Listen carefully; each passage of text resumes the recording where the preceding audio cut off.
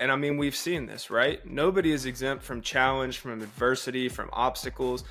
We all have it in our life. It's going to come sooner or later. That's what the 41 life is, though. Overcoming those challenges, overcoming those obstacles as they come at us and coming out stronger on the other side.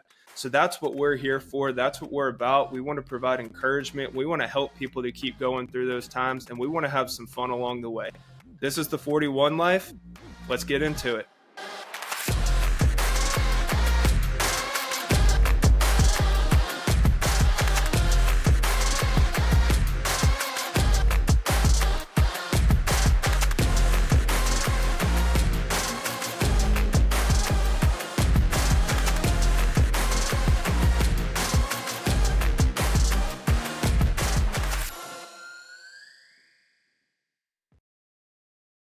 Hey everybody, welcome back for another week. This is episode 10. I'm David. And I'm Devin. And we are very thankful that you're here with us for another week. We hope you guys enjoyed last week having John on as our guest. And Devin, we have made it to double digits. Double digits, which is kind of hard to believe. And I feel like you keep getting more color as episodes go on, and I am getting less color. I don't know. When you're very pale in the middle of summer, I think you can only go up from there. So now we might see the progression of potentially some eyebrows and some facial hair starting to come in. I don't want to get too carried away here, but I do have a little bit of stubble going on, facial hair and eyebrow wise. So we may be closer rather than further away from that being shown. Yes, well, and speaking of that, we now have video on Spotify. Yes. Yeah. So if you're a Spotify listener, you might not have seen the video, but we now have it on Spotify. We've always been posting it on YouTube. Mm-hmm. So yeah, if you'd like to see David's eyebrow grow, then I always like to have a face with a voice. So we've been trying to just make sure we're recording right and getting everything good, so that when we did go live and put it on Spotify, with video, that it would look good. And so if anybody out there is watching and you have any suggestions, please let us know, because we're new to this. Like I said, even though we're double digits, it feels like we're still learning a ton as we're going through this, but it's been really enjoyable so far. And I really enjoyed last week being a listener. I thought it was really good. And we're going to have John's wife, Caroline, on soon, because the wives have their own stories. Yeah. Caroline has, I mentioned it in the episode, but she has a professional background as well. She played soccer and has been through a lot herself, and has a lot, of cool insight and just things to offer. And we lived the minor league life together. Mm-hmm. A lot of people don't know this, but in the minor leagues, you actually have something called host families, which are like people that are just so generous and kind and let you live in their house for free, because you don't make a lot of money in the minor leagues. So you and John lived at the same host family when, I don't know if you were dating or married or what. It was a little, well, I think at that time we were dating. We had gotten engaged. Yeah. I don't think we were married quite yet, because when we were married, we were able to have our own space. Yeah. So. Yeah.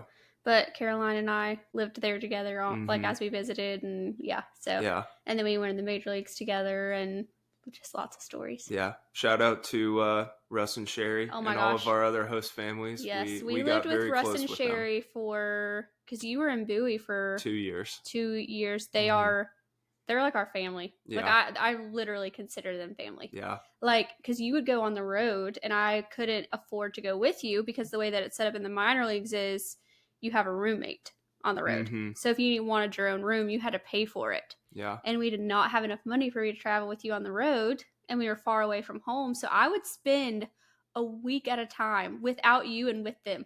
Yeah. Like, I was like their kid. I would just go everywhere they went. Like, they are the most amazing people ever. Yeah. So, and for anybody who's like, oh, minor league baseball, you probably made at least a little bit more than it seems. Like, we calculated this up, me and a couple other people, when I was in the minor leagues, and we could have gone and worked a minimum wage part-time job and still made more money than we were making playing baseball. So a lot of the time you are paying to play.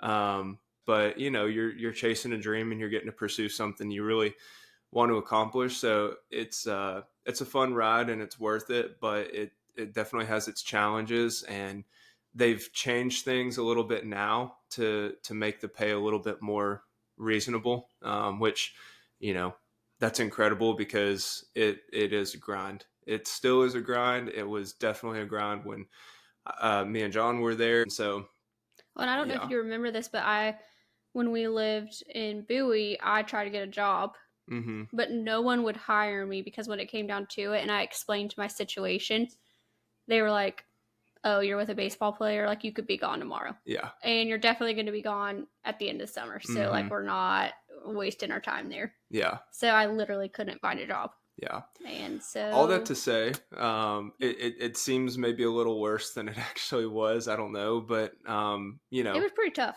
it was, but it turned out all right in the end. And Yes. so, in line with kind of what we talk about here on this podcast, you go through the difficult times, the challenges, and pursue something that you think is worth it in the end, and come out on the other side. And that's kind of how baseball worked out. And here we are. So It was an experience, which I feel like is what life's all about. yeah, so. absolutely.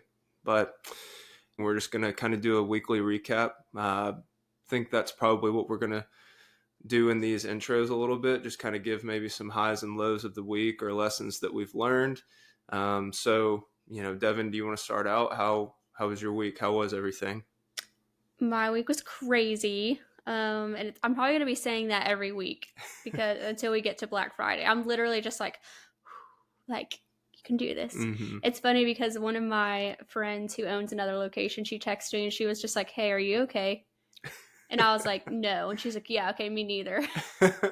Like, we're in full survival mode. It is just like so many clothes coming in that like my brain just like melts out of my ears. Mm-hmm. Because the way that Lizard Thicket does it is we get clothes especially for that day.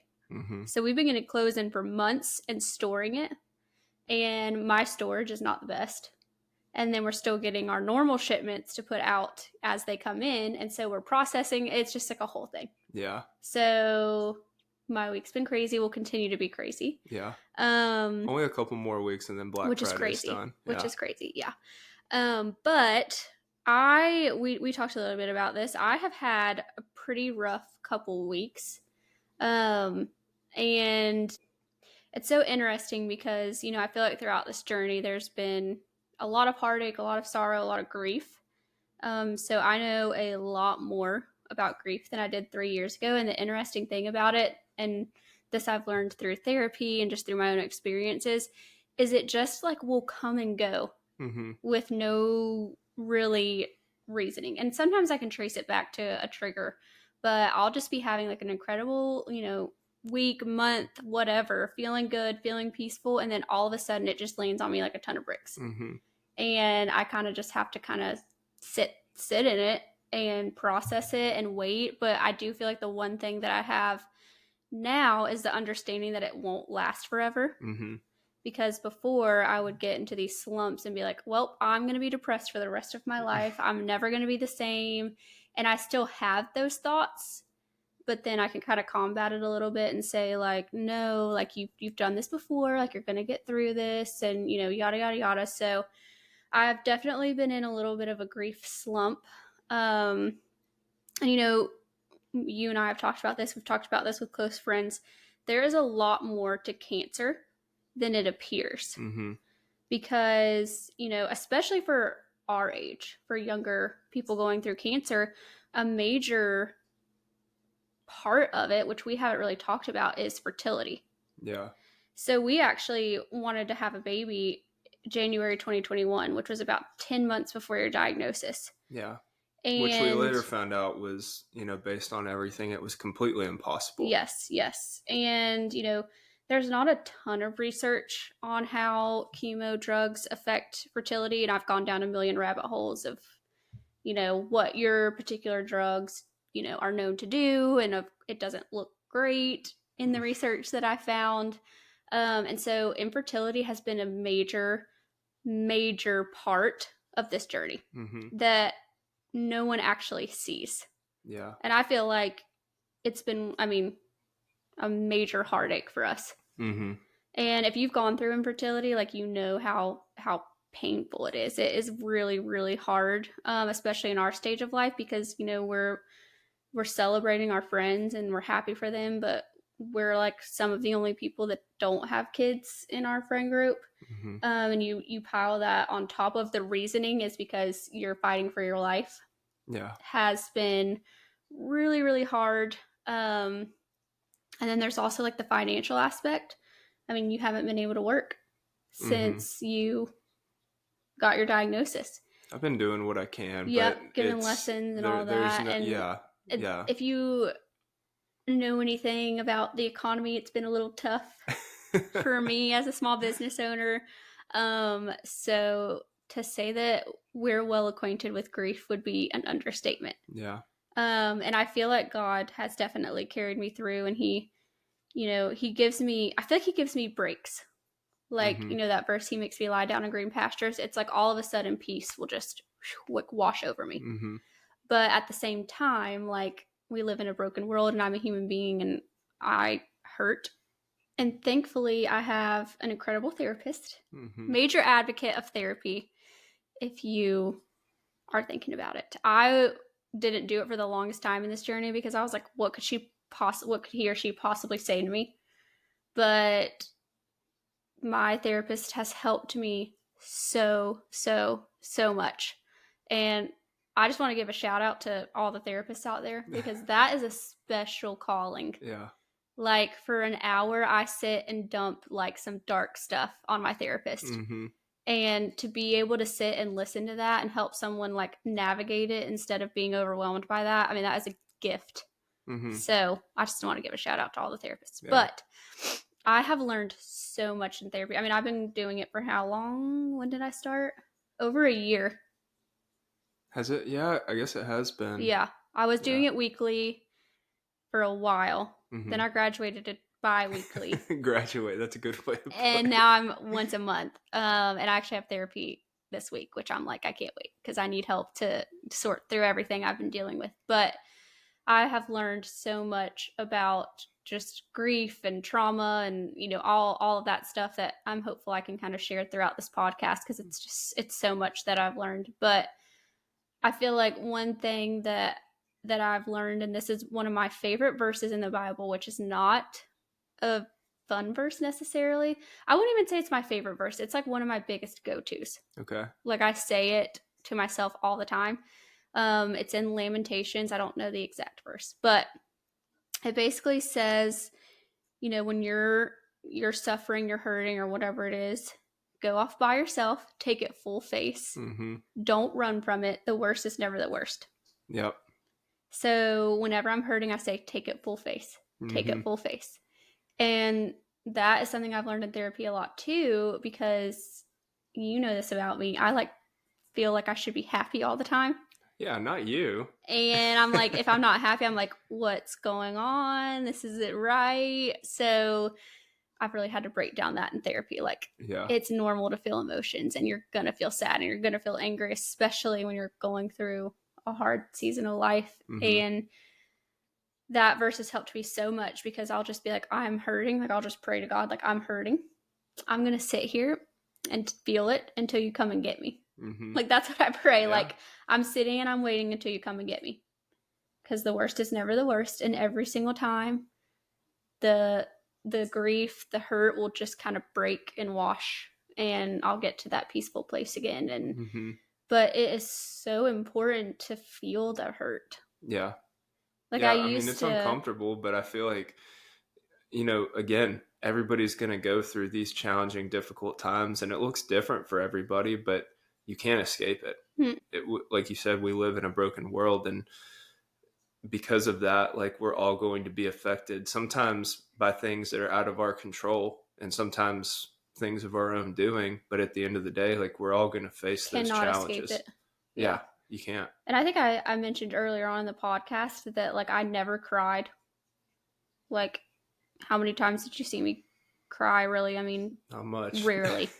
And I think a lot of that had to do with me not feeling like I should feel pain. So whenever that would come up, I would be like, oh, I just need to think more positive. Like, I need to distract myself. I need to kind of make myself feel better. And I'm realizing like how unhealthy that is. Yeah. And I think a lot of it is our culture, because it's like all these things in your face, like, oh, you're sad, you just need to buy this product. Yep. Oh, you're sad, you should go on this all-inclusive resort. Like, Yeah. you know what I mean? So kind of like this lie that there's a solution Yeah. to sadness, and there's not. You Mm-hmm. cannot go through life without sadness and Yeah. anger and all the things. So I feel like I've gotten a lot better, like even in this past month, like kind of feeling that sadness and, sorrow creep up on me, being like, oh, like this is here, like I need to let this kind of go through me Yeah. and leave when it's ready to leave, Yeah. because it's in my body. Mm-hmm. Stuffing it down means it's not leaving. Yeah. So I think that's why we've talked about kind of like we'll have ups and downs Mm-hmm. emotionally, and that's kind of why, because we'll let the pain kind of wash through. We get a break from it. We let it wash through again. We get a break from it. Mm-hmm. And it's not easy, because like Yeah. when I'm hurting, I'm like, what can I just like do something to numb this? Like, I mean, that is intense heartache. Mm-hmm. Well, it reminds me too, this is on kind of a baseball side, but it applies to this as well.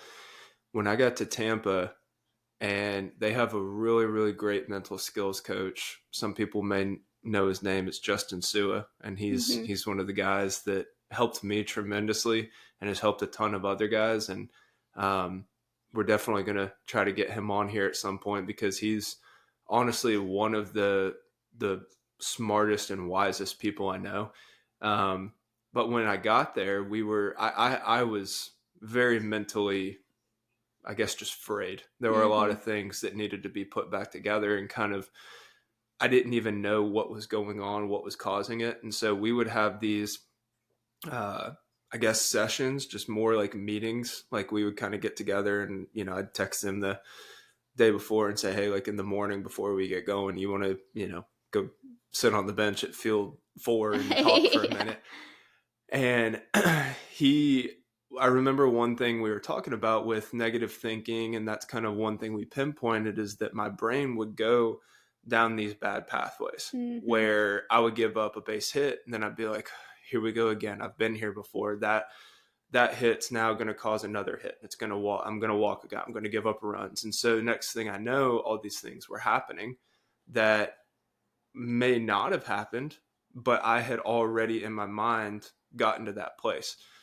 And the advice that he gave, or what we talked about, was um, not necessarily trying to shut those things out, accepting that they're there. Mm-hmm. But I think you even said this, like letting it just kind of be there and stay, but not control the situation. Mm-hmm. So when those negative thoughts or emotions come in, almost like somebody knocking at your door, like you hear the knock, it probably now on a Ring doorbell can look and see who's there. Yeah. Doesn't mean you have to let that person in. Doesn't mean you have to engage with the, you know, whoever's, at the door. But you're aware of that, and eventually it'll clear out. You just have to continue going on with your business and doing what you need to do while that's just kind of off until it goes away. Yeah. And sometimes you do have to address things and hit them head on. Well, and I think that's what's so difficult, is like finding that balance. And this is what we've talked a lot about in therapy, is like, how much do you let yourself feel, and how much do you combat what you're feeling? Because Mm-hmm. both do need to happen. Like, if you just kind of like get into this like pity spiral, Mm-hmm. that's not good either, Right. because that's a really hard place to get out of. So like being able to be like, here's the situation, it's incredibly sad, it's heartbreaking, I feel sad, giving myself time to feel it, but then also not letting it get too out of control. Mm-hmm. And I think, we've had a lot of conversations these past, poor we David has been a Indeed we have. therapist. So I don't know about that. you could be a therapist now. I could also probably be. We're therapists for each other all the time. Like when one of us goes down, it seems like the other one's steady. So we'll just sit and like help the other one. Yeah. But, for us, we're spiritual people. Mm-hmm. And, with being so busy at the store, like I haven't been in the Word like I normally am. Mm-hmm. So with that, when these things come up in my brain, I'm not having that easy like snap back truth like readily in my brain. Mm-hmm. And, like I said, we're spiritual people. So like I think the enemy just kind of has a heyday. And when you're feeling down and you like aren't necessarily ready to kind of like come back at him. Mm-hmm. And something that we've talked about is that everything that's happened to us, the infertility, the cancer, the financial, everything that's happened to us, I've I've internalized everything that's happened to us. And what I mean by that is I have this belief that God doesn't love me. He loves all my friends more because he didn't let this happen to them. He let this happen to us over and over and over, and he's not taking it away.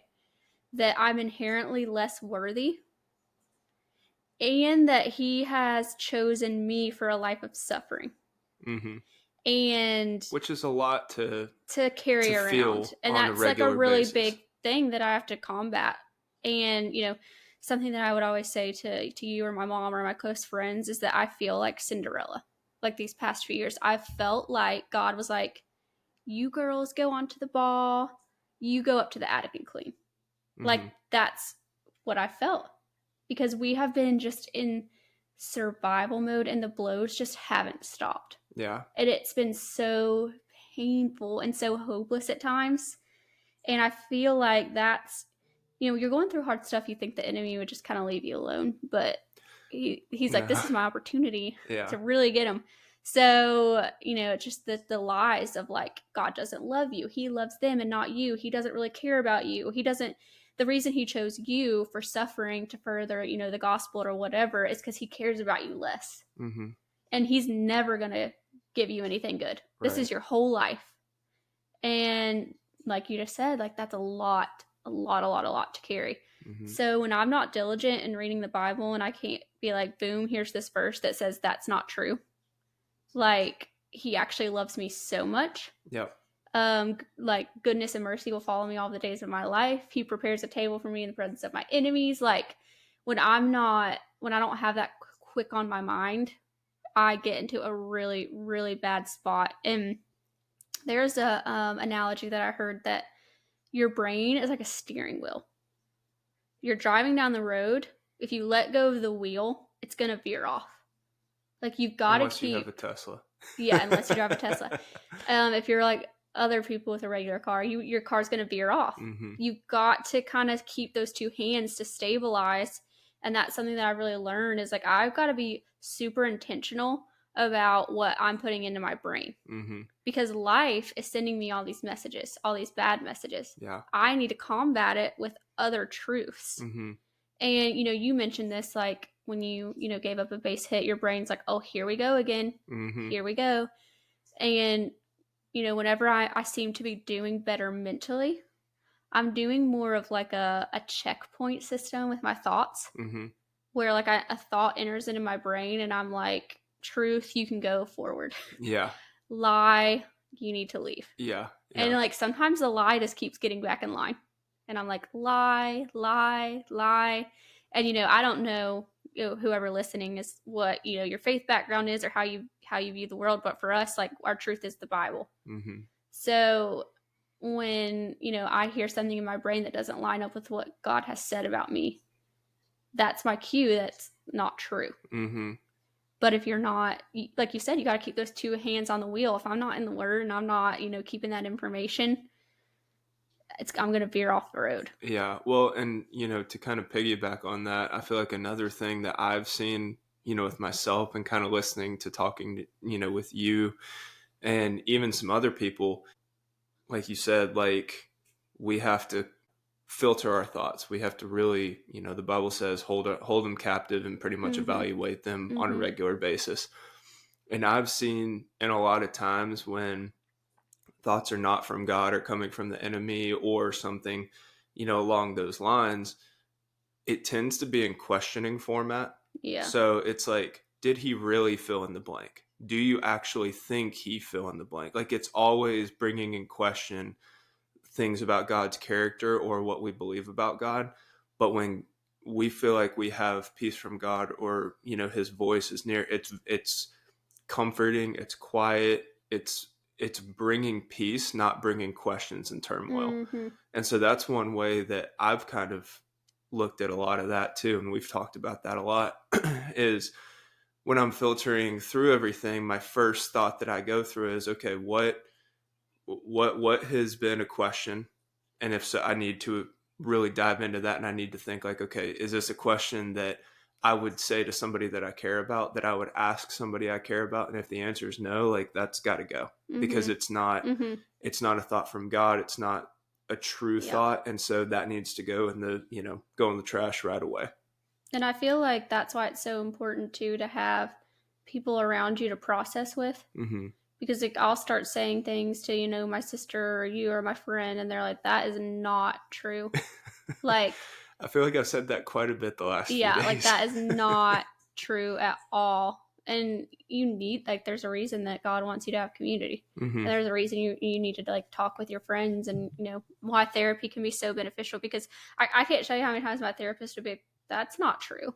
Yeah. That's not true. Why? Like, you know what I Yeah. mean? And just kind of combating those thoughts, because it's a lot to carry in your own mind. It is. It's a lot to wage war on those thoughts alone. Yeah. So when you have someone else coming in and kind of battling it out with you, like sometimes it's too much and you need Mm-hmm. help. Like, and I'll even tell you things that I'm thinking knowing they're not true, Yeah. but they're overtaking me. Like, I'm telling you this because they're overtaking me. I'm not able to battle this lie very well right now. And sometimes you just need to say it out loud. Yeah. I mean, it's the same thing. Like, I mean, I do this, you do this, anybody listening probably does this. Like, you have thoughts in your head and you build things up, or, whatever it may be. And then you actually get to a point where you say it out loud and you're like, oh, like, that's kind of silly when I say it that way. Okay. Yeah. I need to, do X, Y, Z, like in place of that.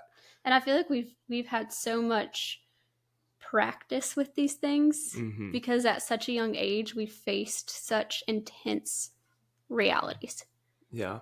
I mean, at 20, I don't know how old I was when this began. 26? Yeah, 26. I'm going to be honest. I don't even know age. I think I was 25. I don't know. My mid-20s. For the past 3 years, I've been living with this elephant in the room that I could be a widow Mm-hmm. sooner rather than later. I've been living with this elephant in the room. I might not ever have a baby. I've been living with this elephant in the room that our bank account keeps going down, down, down, down. Like, you know what I mean? Mm-hmm. As have you. Obviously, you're very much in this Well, as well. but it's different too. And we actually have talked a lot about this as well. Like the way that it's not necessarily the way, but the timing and the process of the processing is different for you than it is for me, because for the last 3 years, you've been seeing these things happen. You've been able to, while I've been going through it and in a physical way, and my brain power, energy, thought, all that stuff is going towards literally like get through each day, get to the end of this treatment, see what happens, like physically just trying to devote as much as I can there. I don't have as much capacity to think about some of these things in the depth that you do, mm-hmm. but you've been able to do that. And so, as we get through treatment a little bit more, in different times, like, that's not to say I'm not processing, and I am. It's just a slower timetable in terms of getting through everything. And also our brains just work a little differently. Our brains do work very differently. I'm an incredibly deep thinker. Yeah. And which is sometimes unfortunate. Yeah. and it's interesting because I'm a really deep thinker as well, but I have this weird ability to be able to put whatever deep thought I have in just, I mean, the most locked up, airtight safe that you've ever. You're an athlete. Yeah. I mean, like you said, like you have been practicing this skill for a long time. Like Mm-hmm. you had to go out and give up a grand slam in front of millions of people watching on TV and be able to move forward after that. Like that's a intense skill that you learned. And so with this, there's an album by NF that is kind of talking about this concept. He kind of goes in. It's called Mansion, but the whole album is basically he lives in this house with these different rooms, and he's kind of like, in this room I keep this, in this room I keep this. Don't go in that room. I keep that locked really tight because you don't want to know it's behind those doors. Mm-hmm. And it's just like it's a really cool album. It's really well written, but I've always kind of like thought about that in the sense of like, wow, like that's that's kind of what I do without realizing it. Mm-hmm. And in the context of this, as I'm going through these physical aspects, it's almost like I can crack open certain things and let a little bit out and think At a about it. time. You can do it when you have time to do Yes, it. Like, yes, which is so interesting to me. yeah, and that's not to say that it's easy on me either. Like I go through the same times that Devin's talking about, but somehow I think probably because of, like you said, whether it be baseball or just life in general, just learning how to do certain things. Mm-hmm. I've gained some of those skills, I guess, along the way of being able to just take bite-sized pieces and deal with it because, in my mind, I'm always thinking like I don't have time to get overwhelmed. Yeah. And that's not probably fair to myself. Yeah. I'm not saying that's a good way to go about it. I'm saying that I'm still learning and I'm still processing things as well. Well, and we've talked about too, like you've explained kind of this concept to me before, and I've been like, you can't just lock these things away and never let them out. Mm-hmm. Like at a certain point, you got to let them out and duke it out with them and get them out of your house. Yeah. Yeah. So we've kind of like talked about that as well, and how and your brain works that way. That's one thing we've talked about. I'm a very steady, even keel person. Mm-hmm. And so with that, I feel like with these heavy, intense thoughts, like what I've kind of realized about myself is I have to deal with them when I'm ready to fight. If I'm in a place where I'm kind of feeling like a little beat down, like I don't need to add that on. And this is me because like we said, Devin processes differently than I do. And this is what I've seen for myself. Like I handle things better when I guess I have like a stored up anger toward the enemy where I'm like almost, like Rocky. Like I don't care what I have to do in that ring. Like I'm going to win right now. Mm-hmm. And then we're going to walk away and deal with the damage afterwards. Yeah. And so with that, it comes in rounds. It Mm-hmm. comes in waves. And that's going to create some high times and it's going to create some low times. But I've somehow found a way. I really wish that I had more of an explanation for it. I think it's just a lot of practice, a lot of circumstances that have taught this to just be able to kind of take those punches and be like, okay, like use that to, heat my house rather than burn it down. Because I feel like a lot of times, like you can redirect those emotions, those feelings towards the right things that are going to be constructive rather than destructive. And so that's different than the way that you process it, where you feel it and it's kind of there. Like I have to be ready to immediately fight back mm-hmm. because if not, like I don't feel, I can't sit in it very well. Yeah. Like you can. I'm way too impatient, I guess, to do that. Like I just, I can't do it. I don't know why. And I have been trying to get David to go to therapy. Yeah. So maybe he might have a different story to tell about how he processes his emotions in a year, but maybe. But we are just very different mentally. Yeah. Like we just process, information differently. But, I was just thinking about the steering wheel analogy and how you kind of got to keep both hands on the wheel and, keep it straight and all this stuff. And I had someone ask me, someone who is a believer and like a little bit younger than me, like, how do you be okay, feel okay with everything that's going on? And how do you still like trust and love God? Because if he's in total control and he loves you, the two things are not lining up super well. Mm-hmm. Because when you love someone, you protect them and you don't let bad things happen. You don't let them live in heartache and depression and, all of these things. And, I think our pastor said it really well this week when he said, when your life is in turmoil and you can't find any good, think about the cross. Yeah. And a lot of times that's all I've had to hang on to. Mm-hmm. Like there have been times I remember having a conversation with God in my car when I was feeling so low where I was like, all right, God, you've taken everything from me. Like nothing in my life feels stable. Everything feels like it could disappear in the blink of an eye. Mm-hmm. You're all I have. Like you are all that I have. And I remember kind of hearing back from him, is that enough? Yeah. And I responded back, not really. And just to be honest, Yeah, like but he already knew the answer. yeah, exactly. That's what I was. Why would you know? Yeah. It's not like you can trick God. We learned that from Yeah, Adam and Eve. Like exactly. So I was like, you not can't trick really. him.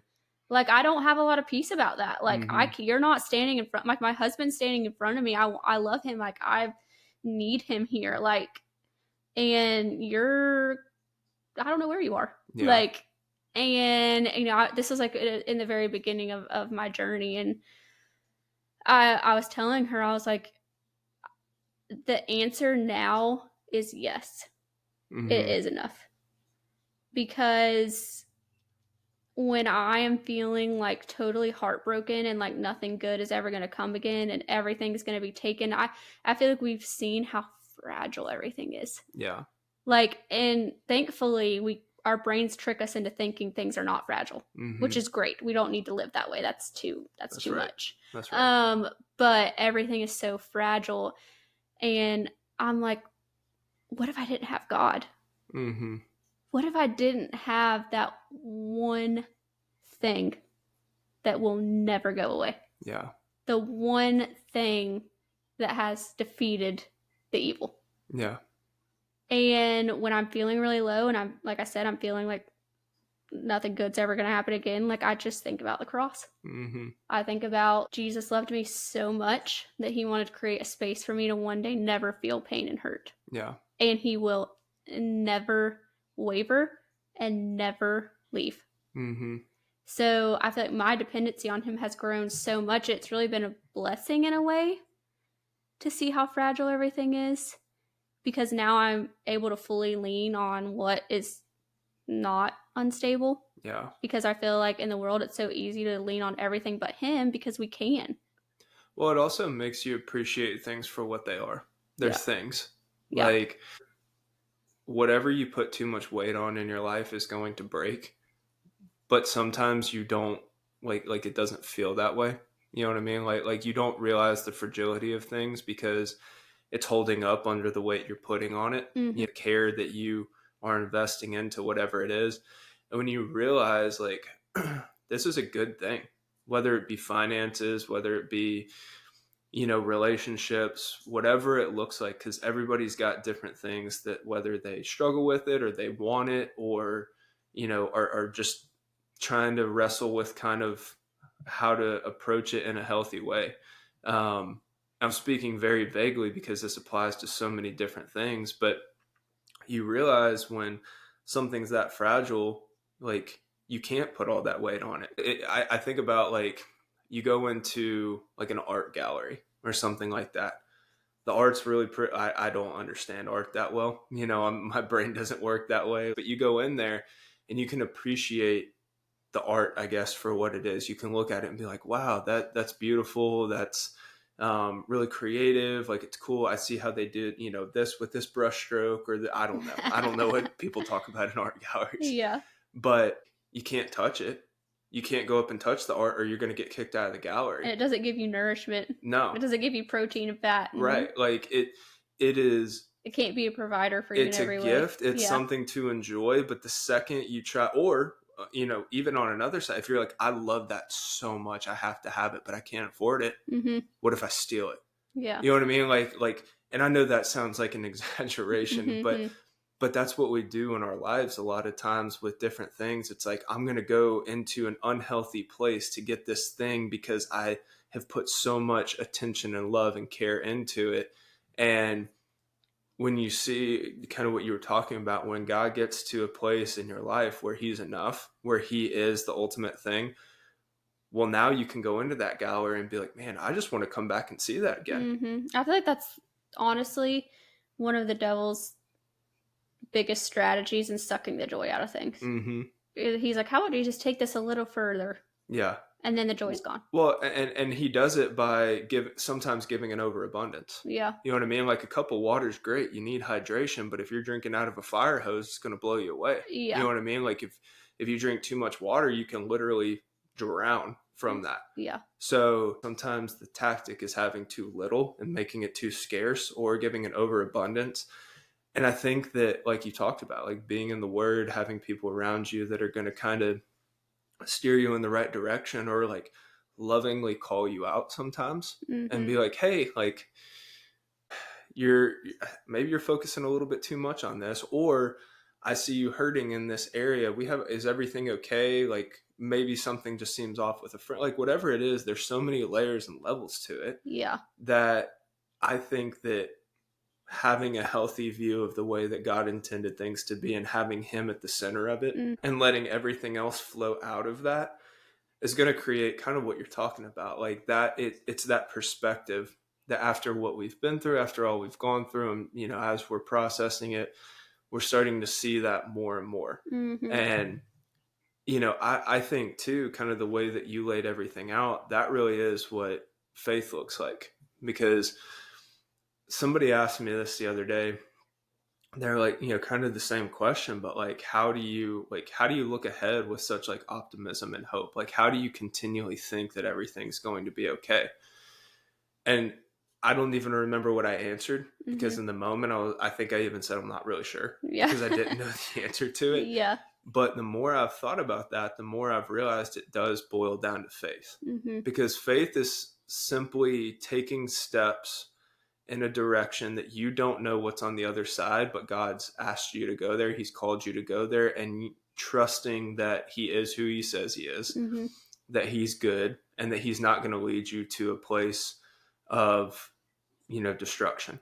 Doesn't Well, mean you're not going to maybe step on some hot coals along the way. It'll be uncomfortable. You'll have to go through difficult things. And sometimes, you know, the I don't know, the morbid truth of it, I guess, is sometimes for people that just comes in heaven. yeah, I You know what I know. mean? That's Like we've had to talk about that. Like, God is a redeemer, and sometimes it's not our side. yeah, It's just the facts. yeah, But he's a redeemer, and that's the hope that we have. Imagine if we yeah, didn't have that. yeah. And I think something for me, for such a long time, I thought that if you followed God, you did everything that he told you to do, then you would live a pain-free life because you're doing it right. And pain is a consequence to your actions. Mm-hmm. And that was something that I had to spend a lot of time undoing in therapy. Yeah, Because when, I started going through all this, I was like, oh my gosh, like, what did I do? Like, why? What lesson is God trying to teach me? And I remember my therapist being like, why does it have to be a lesson? yeah, It could just be suffering. And if you look back through the Bible, every single biblical character that has a story told has a season of intense suffering. mm-hmm. I mean, Jesus sweat blood. He was in such emotional distress. Yeah, And then I don't think we need to even dive into the physical mm-hmm. distress that he was in. Yeah, Job was literally everything that you could possibly lose. He lost. mm-hmm. David had to live in a cave and be chased by Saul and be almost murdered 10 times, and not 10 times, a lot A more lot of times than times, yeah. that. Abraham had infertility for such a long time. Like, that was incredibly painful. Well, Um, and some of this is also like the life that was laid before them. mm-hmm. And some of it was, I mean, all of it's the life that's laid before them. Like, God's outside of time. He knows all that stuff. That's a whole different conversation. But some of these things are their own actions and choices. And I think both exist, but that was for me not. That was something I understood already. Mm-hmm. That yeah, actions and choices can lead to difficult situations and pain. Yeah. But what I had to undo is you can experience suffering with doing nothing wrong. Yeah. And like I said, I would think like, oh my gosh, like what have I done wrong in my life? For my life to our life feels like it literally has fallen apart. Mm-hmm. I mean, everything has just crumbled. And then I'm like, well, Jesus had intense suffering and pain, Mm-hmm. and was perfect. Yeah. And that's exactly what I am talking about when I said earlier, you got to fact check yourself. You got to truth check. Yeah. If I hear something coming into my brain like, hey, like I think your life's falling apart because you're a terrible person. Mm-hmm. I could be like, that's not true, because here's an example of when that wasn't true. Yeah. Because it's so easy for me to be like, this is really bad. Mm-hmm. Like, it kind of reminds me too, like of just the refining process of silver. mm-hmm. And the way that they refine silver, the silver is constantly under heat. And as this silver heats up, well, clearly they want to get to the pure form of it. And the only way they can do that is heat it up, let it get hot, melt down, and the impurities will rise to the surface, and they will literally scrape it off the top with a knife. Yeah. And then they'll do it again, and they'll do it again, and they'll do it again. While the whole time there's still heat, but at the end, they look down when they know that it's pure silver, they can see their reflection. Mm-hmm. And I've heard that in the way that God refines us is very similar. It's not all the time that we're going to go through, situations where the fire's put to us and we're having the uncomfortability of those imperfections being scraped off. But there are times where that's going to happen. Sometimes that comes in multi-year periods. Sometimes it's intense multi-day periods, multi-hour.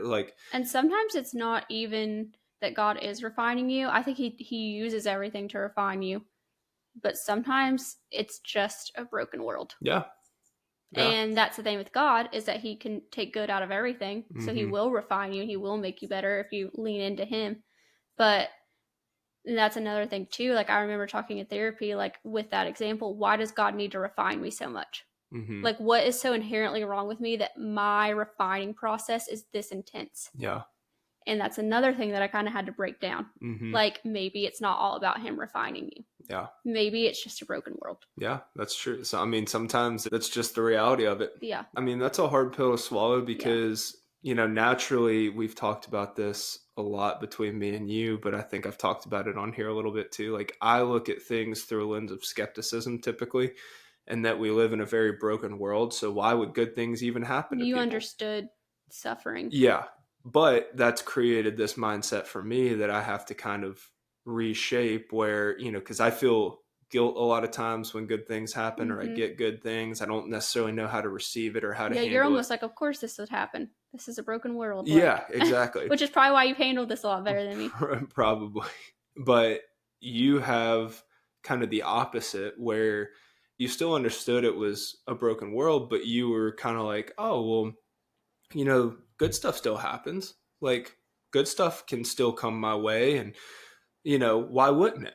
Mm-hmm. Like, I'm doing things the right way. I'm treating people well. I'm doing good this. Things should come around. Yeah, and so, like, I'm just gonna, it's kind of that law of attraction. Mm-hmm. You attract what you are. But instead, felt like I was doing good, and bad kept coming exactly around. And so that's a lot to process and kind of like shape your thinking to the place of, in reality, it's probably somewhere in the middle of those two thought processes. Mm-hmm. Like, we do live in a fallen, broken, sinful world, but things can still be good. Like you said, like, God gives us the grace to be able to have some freedom from that brokenness and still experience good mm-hmm. things. Like, Matt Chandler talked about this, or has talked about this a lot through sermons that I've listened to over the years. And it's kind of the common grace aspect. Like, you eat a good steak, it tastes good. Doesn't really matter unless you don't like steak. But like, a good steak is going to be good to everybody. God's given us that grace. Mm-hmm. You don't have to do the right things to enjoy steak. Right. The feeling of being loved and having that emotion, and like, kind of the butterflies of everything. Like, mm-hmm. that's a common grace. That's things that God's given us. I think we need that break to be able to handle the challenges and difficulties that also come with the world. Yeah. And I think with that, like, recently I've really had to break down my why, because this was something that we kept kind of saying to each other, like, why do we even try? Why do we do the right thing? Why, like, our life just continues to fall apart, continues the blow after the blow after the blow. And I was feeling that so strongly, and I kind of had to stop myself for a minute, dig into it, and be like, I've got the wrong why. Mm-hmm. I don't do what God calls me to do, the right thing, whatever your right thing is, like, to get something out of it. I do it because I love him, mm-hmm. and he asked me to, period. Yeah. And that has helped me a lot, because I really was in this place where I was like, I feel like you look around and you'll see all these people doing terrible things, and they have a lot of blessings in their life. Mm-hmm. And so it's like, well, they're going after what they want, and, not caring what happens along the way if they're getting what they want. Like, why am I trying to do the right thing? I'm getting nothing out of this. Yeah. But, you do it because God asked you to. Yeah. Not to get something out of it. Mm-hmm. Just because God asked you to. And Well, that's and helped me. everybody has different paths.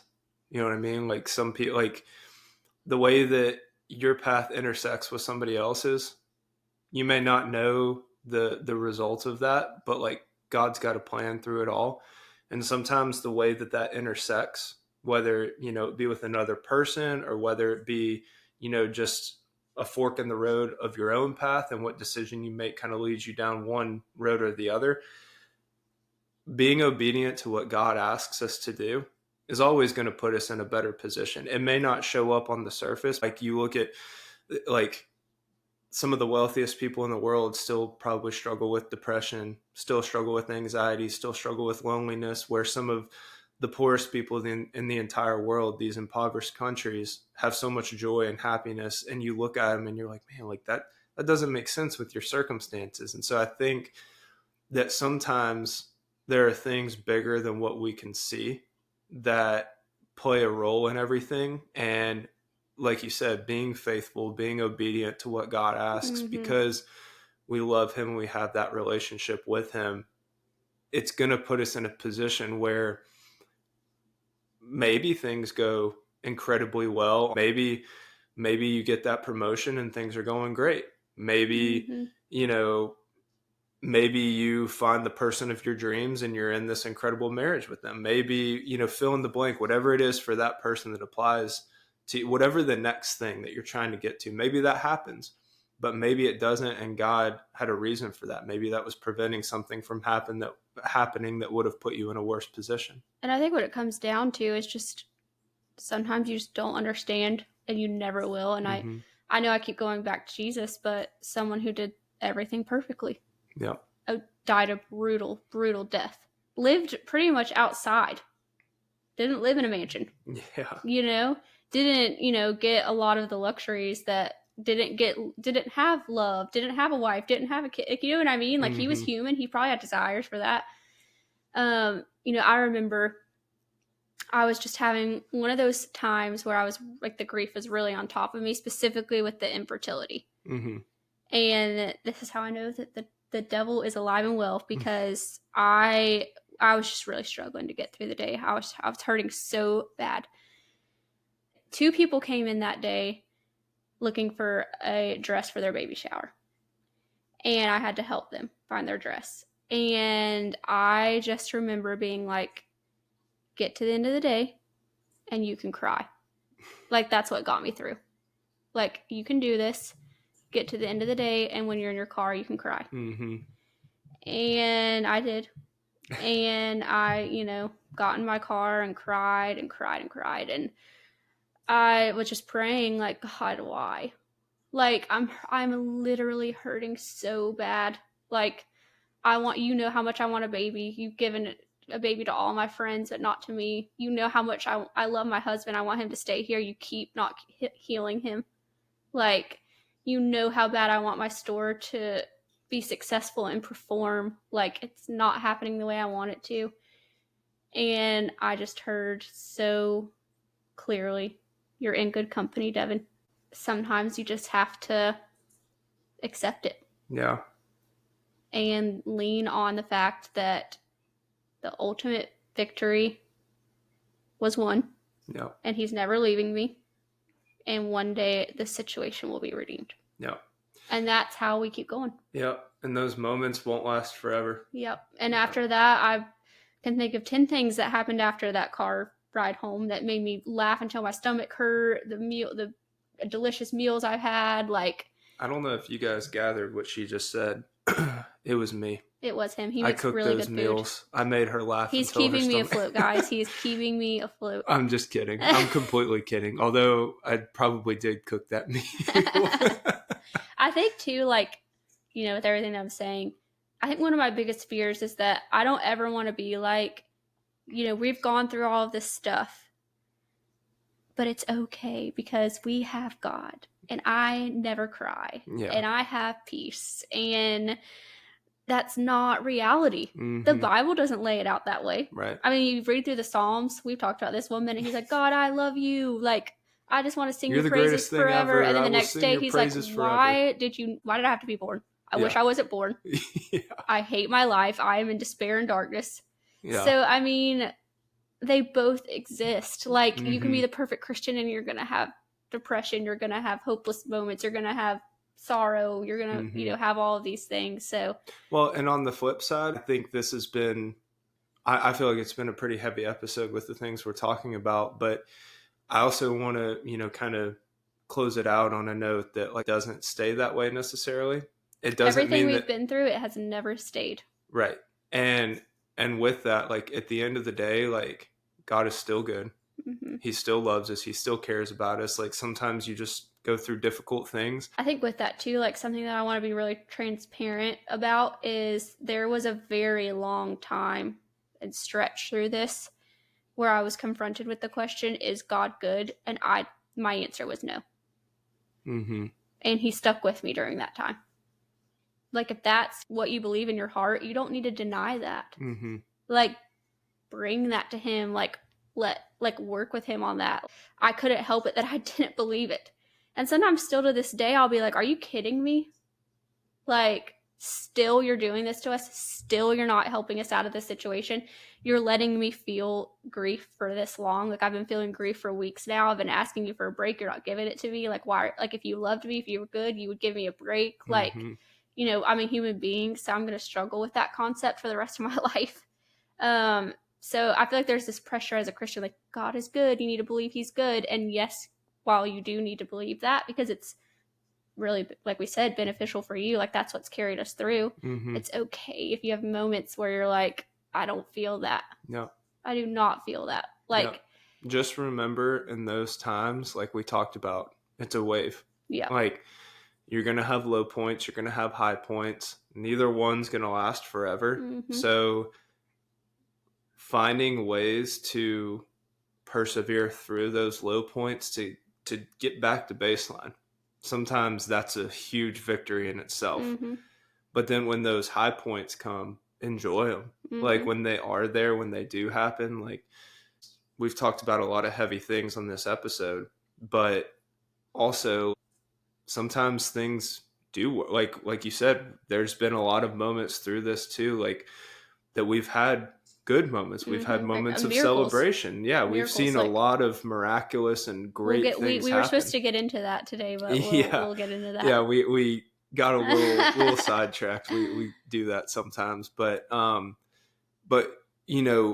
with the things that we're talking about in this episode, the heaviness of it all, those are things that over the course of years we've kind of seen, and heavy, hard, difficult years. So sometimes life do be like that. Like, I mean, we say that to each other a lot. and sometimes, like, unexplainably, like things are just good and better. It really is. Like, if I feel like personally, if I could boil it down to just as simple as possible, let God be at the center of everything. It's all highs and lows are going to happen. The way, like, ride the wave when it's up and just try to get through those difficult times, like process through it, figure out what's going on, figure out maybe how you could avoid those times if it's something that was based on actions or something that could be corrected. But if not, like, just lean on God, like let him be the strength that you need in those moments, and know that he loves you and he cares for you and he does want good things for you. And so when those good things come, like, celebrate them, enjoy them. Yep. So, well, I think we could wrap it up there.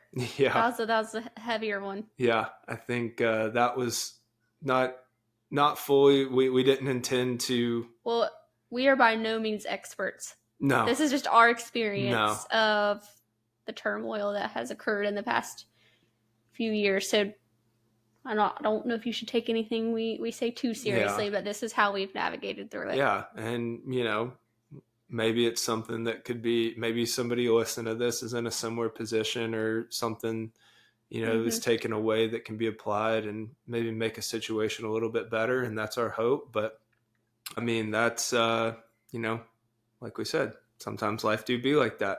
So in those moments, it's important to have people around you and voices that are going to help you along through it all. And we are very thankful to have you guys with us, and a lot of people listening, or a lot of people that have been on this journey with us. Mm-hmm. And so we're very thankful and appreciative for all the support, encouragement, kind words, and that applies as well with the podcast. So thank you guys for spending some time with us and listening to, I guess, our makeshift therapy session here. Yeah. That we kind of did Sorry not you guys had to intend to join be in the on case. that. Yeah, but yeah, we appreciate you guys as always, and we hope you guys have enjoyed it. And if you have, let us know what you enjoyed, and if not, let us know what we could do better or what you would like to hear. But as always, same things. Make sure to interact with us on socials. We're posting clips, and we want to hear from you guys. And so continue, rate, review.